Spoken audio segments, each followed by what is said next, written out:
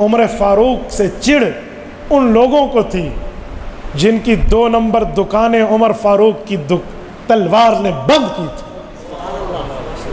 میں تو آج بھی کہتا ہوں عمر سے دشمنی اس کو ہونی ہے جس کے باپ داداؤں کو عمر کی تلوار نے نیزے کی انی پہ چڑھا دیا، جس کی فیملی عمر سے لڑتے ہوئے کٹی ہو، جس کی فیملی عمر کے مقابلے میں اسلام کے مقابلے میں آئی ہو، آج ان کی نسل عمر سے نفرت کرے گی۔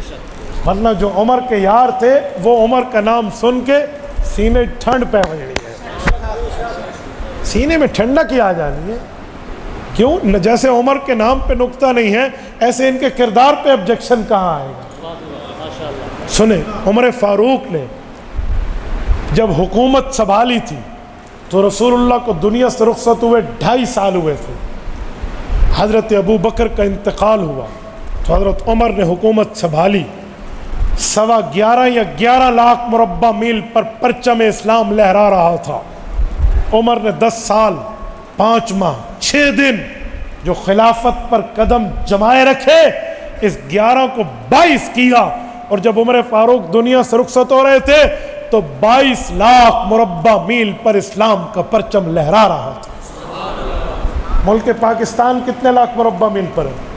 آپ پاک اسٹڈی، جزاک اللہ، آپ پاک اسٹڈی پڑھتے ہیں، معاشرتی علوم پڑھتے ہیں تو 7.5 لاکھ سے بھی کچھ کم ہے، 7.25 لاکھ کے لگ بھگ پاکستان کا کل مربع میل کا رقبہ ہے، اور عمر فاروق 22 لاکھ مربع میل پر ہے۔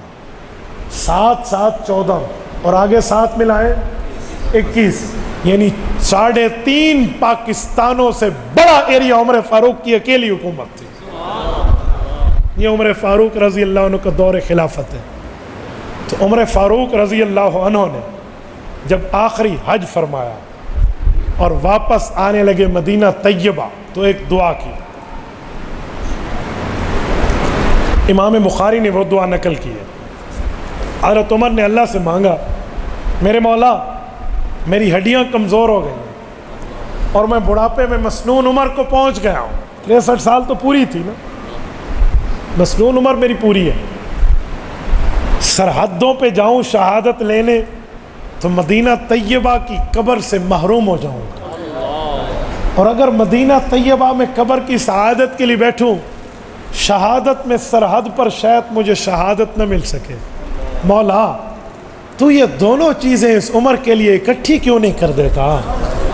مجھے شہادت بھی ملے، تیرے حبیب کے شہر میں ملے، میں شہادت سے بھی محروم نہ ہوں اور رسول اللہ کے مدینہ کی قبر کی سعادت سے بھی محروم نہ ہوں۔ اللہم اجعل لی شہادتا فی سبیلک واجعل موتی فی بلد رسولک، تیرے شہر میں، تیرے نبی کے شہر میں مجھے قبر ملے۔ یہ حضرت عمر نے مانگا۔ یاد رکھو کئی وقت انسان پر عبادت کر کر کے ایسے آتے ہیں جب بندہ مانگتا ایک ہے ملتی 2 ہے، مانگتا چھوٹی چیز ہے ملتی اس سے بھی بڑھ کے ہے۔ کیوں؟ مانگنا ہے اپنی طاقت کے مطابق، اس نے دینا ہے اپنی شان کے مطابق۔ حضرت عمر نے 2 مانگی، رب نے 3 دی ہیں۔ پہلی مانگی اللہ موت شہادت دے دے، دوسری مانگی اللہ حضور کے شہر میں دے دے۔ عمر نے آگے نہیں مانگا، رب نے تیسری دی ہے، شہادت بھی ملے گی، مدینہ میں بھی ملے گی، مصلی رسول پہ ملے گی۔ یہ مقام اور مرتبہ، بعض چیزیں ایسی ہوتی ہیں فضائل اعمال میں۔ حضرت شیخ زکریہ رحمہ اللہ ایک حدیث لائے، میں نے فضائل اعمال کا حوالہ اس لیے دیا کہ آپ پڑھ سکتے ہیں، وہاں سے اردو کتاب ہے، میں مسند احمد کہوں تو آپ نے کہا ہم نے دیکھی بھی نہیں ہے۔ حضرت شیخ روایت لائے، اللہ کے رسول نے فرمایا، یہ فضائل قرآن میں ہے، من شغلہ القرآن کو پڑھ لینا۔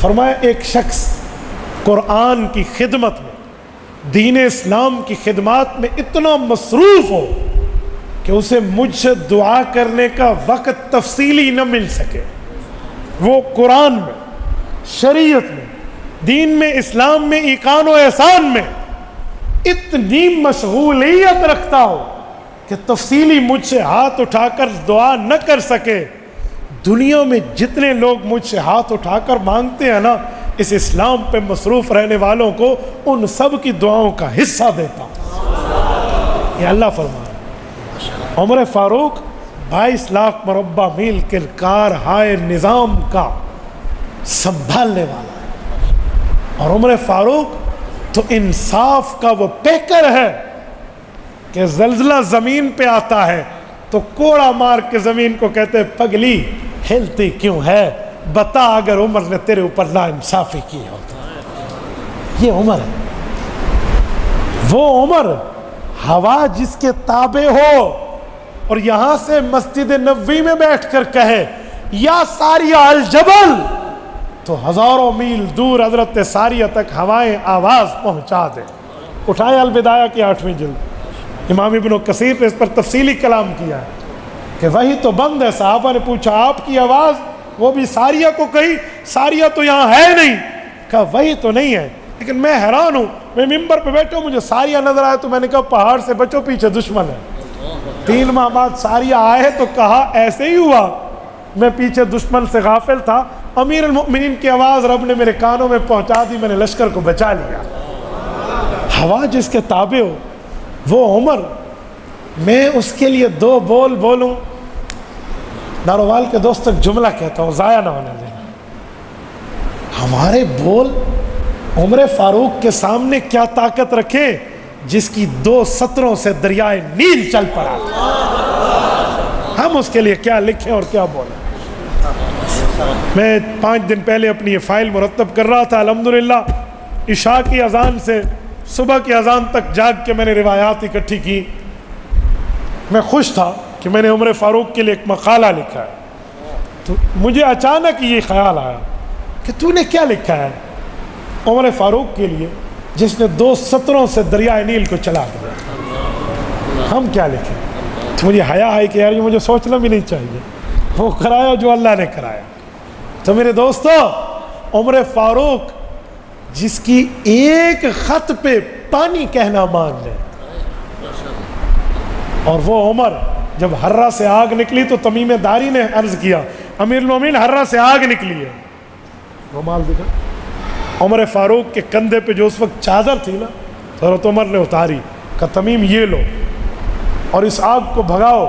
حضرت تمیم داری نے اس کو یوں کوڑا بنایا جیسے ہم جانور کو ہانکتے ہیں کہ چل، یوں آگ کو کہا چلو، اور آگ آگے دوڑی اور تمیم پیچھے، جس غار سے نکلی وہاں چلی گئی اور اس نے آگے پتھر رکھ دیا۔ تمیم داری نے، انسان 4 چیزوں سے بنا ہے، ہوا، آگ، پانی، مٹی، عمر نے ان 4 عناصر پر حکمرانی کی ہے۔ پانی پہ نیل چلا، ہوا پر زنیم ساریہ بن زنیم تک آوازیں پہنچی، اور مٹی کوڑا ایک لگا اور زمین کا زلزلہ روکا، اور تمیم داری کو چادر دی اور ہرہ کی آگ بجھی۔ آج انسانوں پہ حکمرانی کرنے والے تو ملیں گے، ہوا، آگ، پانی، مٹی، یہ جو انسان کے عناصر 4 ہے، اس پہ حکمرانی عمر فاروق کی تھی۔ تو عمر فاروق تو ایسے دین میں مشغول تھا، مانگی 2 چیزیں، تیسری رب نے دے دی، شہادت بھی دی، مصلی رسول پہ بھی دی، مدینہ میں بھی۔